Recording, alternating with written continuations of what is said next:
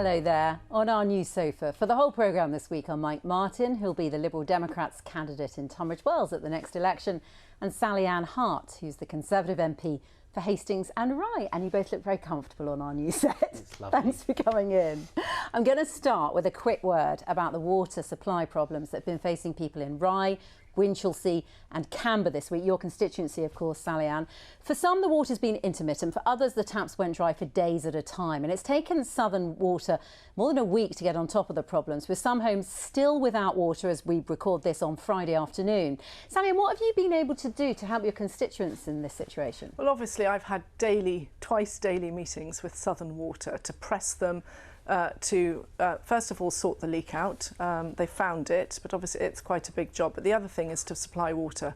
And actually, people don't care where their water comes from, whether it's from a tanker or from a pipe. They want clean water, and the businesses need water in order to be able to function. Has the communication about where it is and how to get it been, in the past there have been some issues around that with other problems? Yes, so we had to press to supply bottled water and to provide hubs, but bottled water was delivered to start with, and we found out it hadn't been delivered, so even one of my team had to go one evening at 9 o'clock and leave bottled water to a vulnerable constituent in Winchelsea Beach. And so it has been a bit frustrating. I've pushed them to communicate more with local people, and they've taken that on board. But it has been a question of a daily update, a thrice daily update, and meetings to keep pushing to make sure that people are getting a water supply.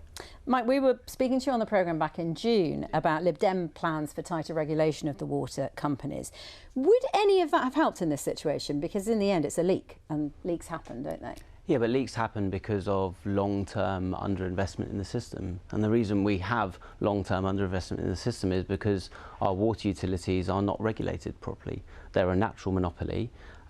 They are private companies, and we're not talking about nationalisation, but as a natural monopoly and as such a vital resource, it's appropriate that they are regulated properly. And we're calling for them to become public benefit companies where supply and our duties to the environment, obviously we have a lot of problems with sewage as well, are dealt with first before we look at dividends and payments to debt holders. Southern Water will say they are already planning billions of investment over the next few years. Let's just stay with the here and now and back to Sally for one more question. Are you happy with the powers you have as a politician to make sure that people get the service they need and to hold these companies to account? I think we've obviously put in a lot of measures in place with water companies recently through our environment plan and then the sewage discharge reduction plan. And, you know, water companies do have to pay compensation, and Ofwat has responsibility for that. But I actually think Ofwat need to be a lot tougher with our water companies to make sure that they do provide the services they need. I know that Southern Water have found this leak to be unprecedented, but it's about having the systems in place to ensure that where there is a lack of water supply, water is supplied, and a week is too long. Yeah. Thank you both very much on that. Let's talk about housing next, because that was the big story at the Liberal Democrats Party conference this week. Mike, your leader Ed Davey has been defeated on this by his own activists. Now, he wanted to scrap the target of 380,000 new homes a year. They voted to keep it. So in the end, there's a Lib Dem policy that your leader says will mean the wrong houses being built in the wrong places. That's quite an embarrassing position to be in, isn't it? Not at all. The clue's in the name, Liberal Democrats. We're a democratic party, and what we do at conference is we debate and decide on party policy. And what you saw in the hall was a microcosm of the debate that is going on in the country. Housing is in complete crisis. The reason it's in crisis is because we have a developer-led approach to housing where the government sets a target and then developers snap up land, often don't build on it. And surprise, surprise, housing builders, who, by the way, 20% of Conservative Party donations come from housing builders, undersupply houses because they can build fewer houses and make more profit. What we're arguing for is a much more locally controlled approach. So local planning authorities, borough, unitary councils are able to supply particularly social and affordable housing. You didn't mention in your introduction that we've set a target for 100. Please don't worry, there's plenty more questions to come.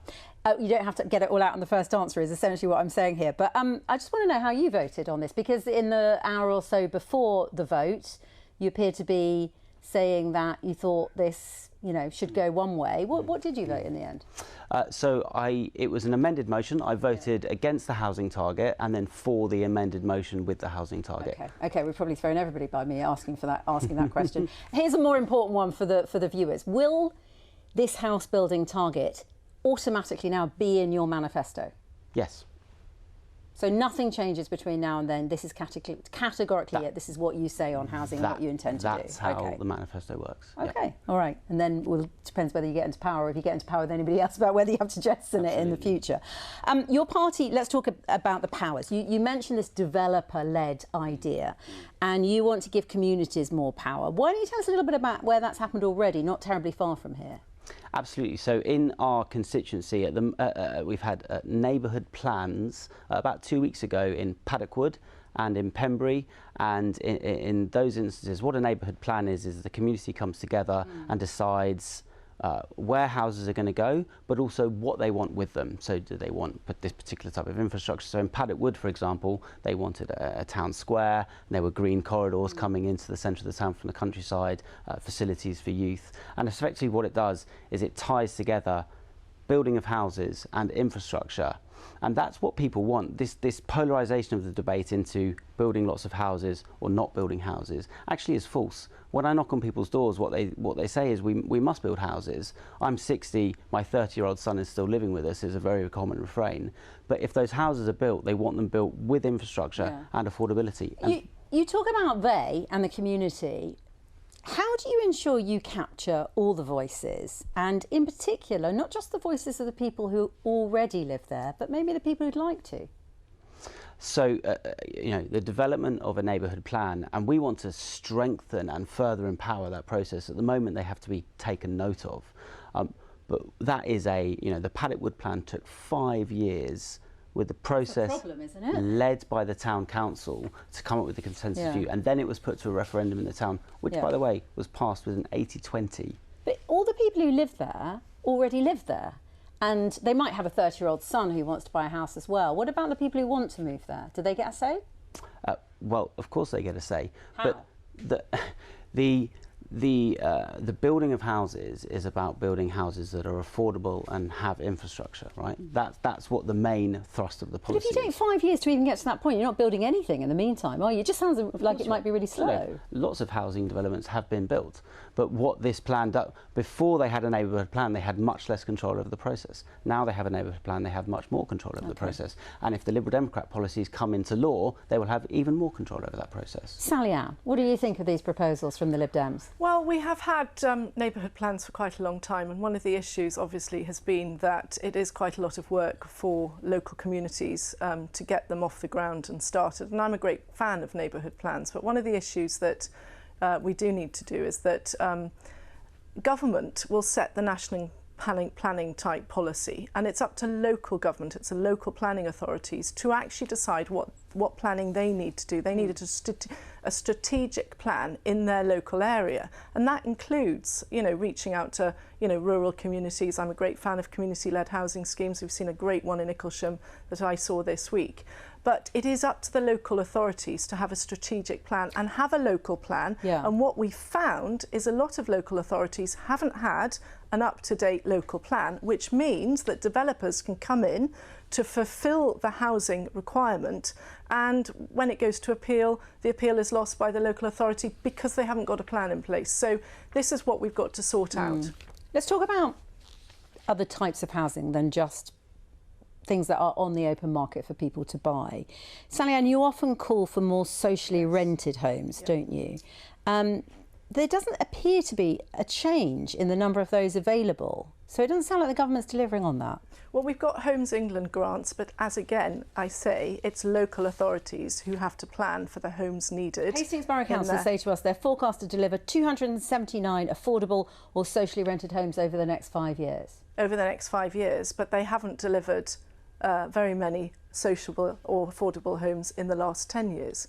So there is a problem with their strategic plan locally for housing, and that is what we've got to put right. And when we talk about community-led, Michael Gove's regeneration and levelling up bid bill is all about, it is about homes, the right homes in the right places. And people have accused us of watering down the target. Actually, we have to look at local areas. Local areas need the freedom, we need the homes, but they also need to have the freedom to decide how many homes and what sort of homes they need in a particular area. You're sounding like a Liberal Democrat. I was going to say, why don't exactly, you join the Conservatives? You're very welcome to join us. This is Empowering local authorities. We want to empower them with powers to build and to borrow in order to do so, in order to provide... But you're talking of a policy that's been going on. This is not a new policy, Mike. You know, the Liberal Democrats need to come up with brand new policies. This has been going on for quite a long time. We now need to really embed those and make sure that local authorities... I shut you down at the very beginning of the interview. I apologise, only because I intended to come back to it. Just tell us a little bit more, because we've talked about the Conservatives here and what their plans are on social rented accommodation. What are the Liberal Democrats proposing? So we want to build 150,000 social and affordable houses per year.